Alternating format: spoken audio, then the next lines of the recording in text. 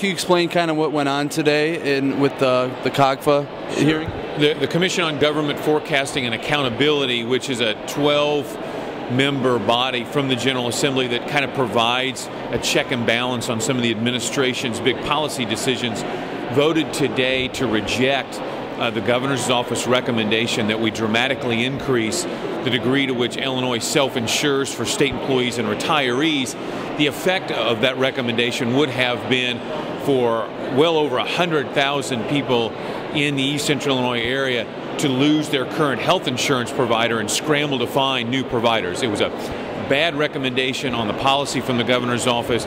It was in terms of not just those health care lives, but also in terms of the dollars, and I'm glad to see the commission on a bipartisan basis reject the governor's decision and tell him to go back to the drawing board.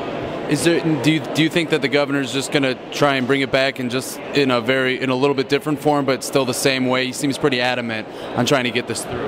Well, that's hard to say. I mean, we'll see what the governor does when he does it, but I would hope that the governor would take this, which is a bipartisan rejection, and sit down and say, all right, probably need to go back to the drawing board here and start over with a new process that everyone's got faith in. And I think that was the real problem here. Most of the questions and answers that were given revolved around the subject of how certain numbers regarding claims of taxpayer savings were arrived at. And the people who were supposed to be answering those questions really didn't have very good answers. And that's because the process has been sloppy. Some people would say it's been bungled from the start. That's why the governor's office needs to retreat and start over with a credible process.